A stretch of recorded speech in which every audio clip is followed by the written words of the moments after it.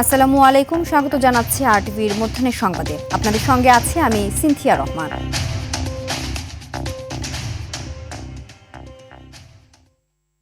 নির্বাচন নিয়ে ইউরোপীয় ইউনিয়নের অবজারভেশন মিশনের দেয়া রিপোর্টের সুপারিশগুলো গুরুত্ব দেওয়া হচ্ছে। তাদের সাথে সমন্বয় করেই বাস্তবায়নের চেষ্টা করবে নির্বাচন কমিশন। রাজধানীর একটি হোটেলে নির্বাচন পর্যবেক্ষকদের নিয়ে ইউরোপীয় ইউনিয়ন ও ইসির সংলাপে কথা বলেন নির্বাচন কমিশনার আবুল ফজল সানাউল্লাহ। এ সময় ইইউ রাষ্ট্রদূত বলেন, সংস্কার কমিশন ও ইইউ এর সুপারিশগুলো নির্বাচনের ক্ষেত্রে কিভাবে প্রতিফলিত হয়ে সেটা দেখার অপেক্ষায় আছে তারা। সংলাপে দেশি বিদেশি নির্বাচন পর্যবেক্ষক সংস্থার প্রতিনিধি ও নির্বাচন কমিশনের ঊর্ধ্বতন কর্মকর্তারা যোগ দিয়েছেন।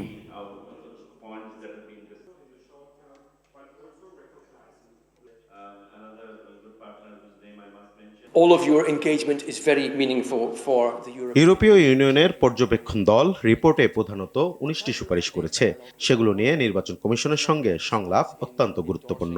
গণতন্ত্র ও সুষ্ঠু নির্বাচনের জন্য এগুলো নির্বাচন কমিশন কিভাবে বাস্তবায়ন করবে সেগুলো আমরা প্রত্যক্ষ করব।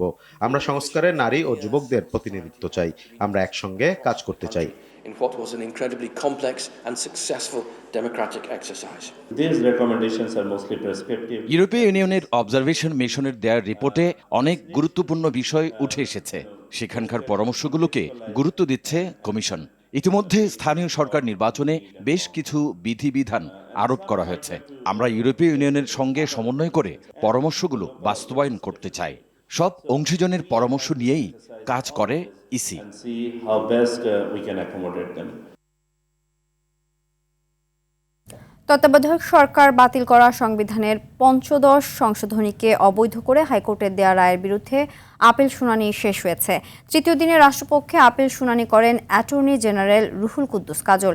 এর আগে সোম ও মঙ্গলবার প্রধান বিচারপতির নেতৃত্বাধীন 4 সদস্যের এই আপিল বেঞ্চে শুনানি করে সুশাসনের জন্য নাগরিক সুজন ও জামায়াত সহ আপিলকারী কয়েকটি পক্ষ। তারা সংশোধনীর বিভিন্ন অংশের অস্বচ্ছতা ও অসাংবিধানিক বিষয়গুলো তুলে ধরেন। জানান, এর মাধ্যমে সংবিধানের মৌলিক চরিত্রের পরিবর্তন করা হয়েছে। এর আগে পৃথক দুটি রিট আবেদনের চূড়ান্ত শুনানি শেষে 2024 সালে পঞ্চদশ সংশোধনীর কিছু অংশ অসাংবিধানিক ও বাতিল করে রায় দেন হাইকোর্ট। রায়ের তত্ত্বাবধায়ক সরকার ফেরার পথ খুললেও কিছু জটিলতা থেকে যাওয়ায় এর বিরুদ্ধে বিএনপি ও জামায়াত সহ কয়েকটি পক্ষ পৃথক আপিল করে। 2011 সালের 30 জুন জাতীয় সংসদে পাশ হয় সংবিধানের পঞ্চদশ সংশোধনী।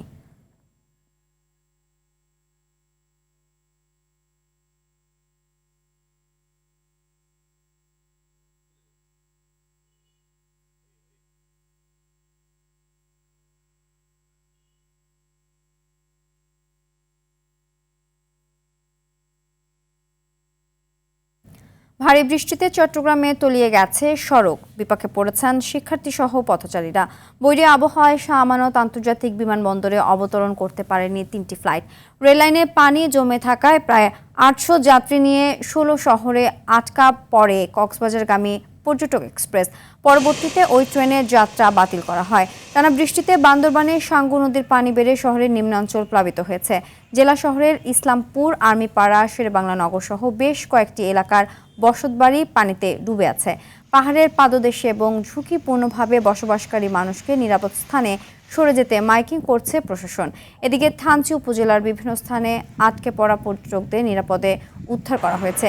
এদিকে বৈরী আবহাওয়া ও বন্যা পরিস্থিতির কারণে চট্টগ্রাম বোর্ডের অধীনে সব জেলার আজকের এইচএসসি ও সমমানের পরীক্ষা স্থগিত করা হয়েছে। বাড়িটা পাহাড় উপরে নিচে তলি, জবস্তি দিলে নিচে চলে যাবে।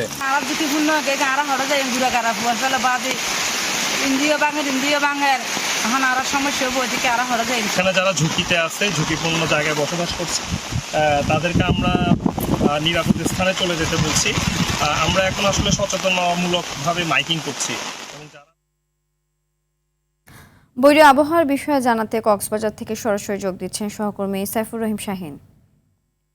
শাহিন, বৃষ্টিতে কক্সবাজারের কি পরিস্থিতি জানাবেন?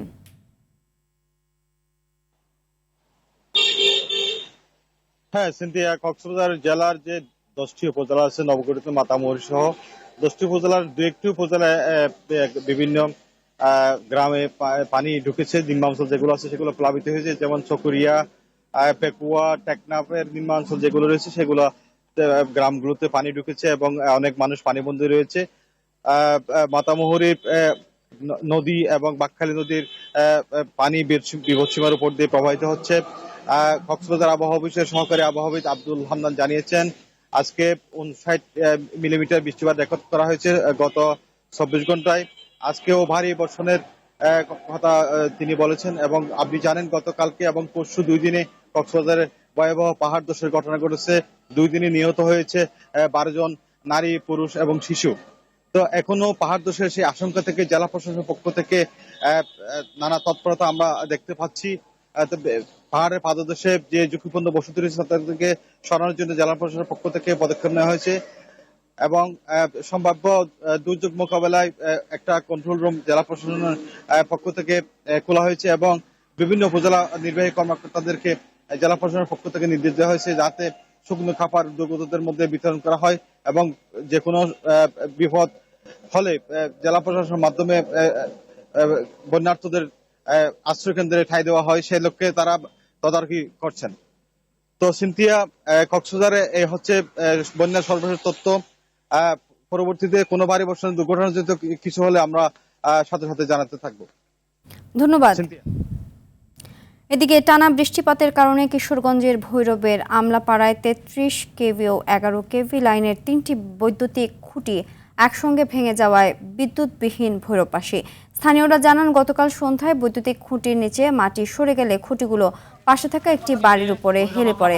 পরবর্তীতে বিদ্যুৎ অফিসকে বিষয়টি অবগত করলে তারা ঘটনাস্থলে আসেন এবং সাথে সাথে ভৈরবের বিদ্যুৎ বন্ধ করে দেন।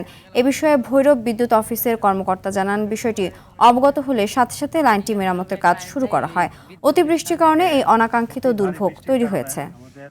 বৃষ্টির কারণে লাইনটি ভেঙে পড়ে। এরপর থেকেই জুলাই গণঅভ্যুত্থানের চেতনা, গণভোটের রায় বাস্তবায়ন এবং গণহত্যা ও মানবতা বিরোধী অপরাধের বিচারের দাবিতে সেমিনারের আয়োজন করেছে 11 দলীয় ঐক্য। সকালে Bangladesh institution of diploma engineers IDEB মিলনায়তনে এই সেমিনারের আয়োজন করা হয়। প্রধান অতিথি হিসেবে অংশ নেন বিরোধী দলীয় নেতা ও জামায়াত ইসলামের আমির ডাক্তার শফিকুর রহমান।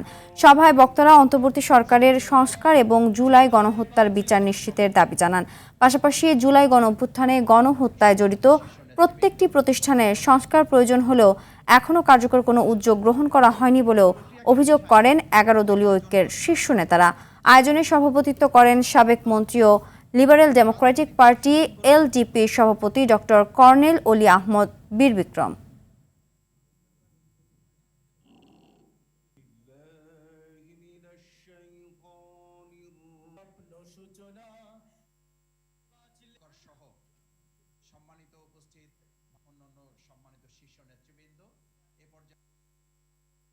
কুমিল্লায় আর্জেন্টিনা মিশরের ফুটবল ম্যাচ চলাকালে খেলা নিয়ে কথা কাটাকাটির জেরে সংঘর্ষে এক ব্রাজিল সমর্থক নিহত হয়েছেন।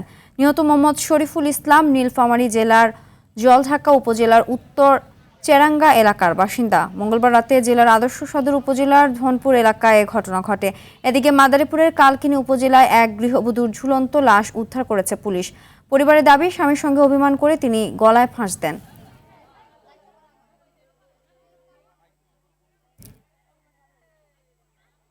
মধ্যাহ্নের সংবাদ এ পর্যন্তই। দুপুরের সংবাদ 1:45টায় দেখার আমন্ত্রণ রইল। ধন্যবাদ সবাইকে।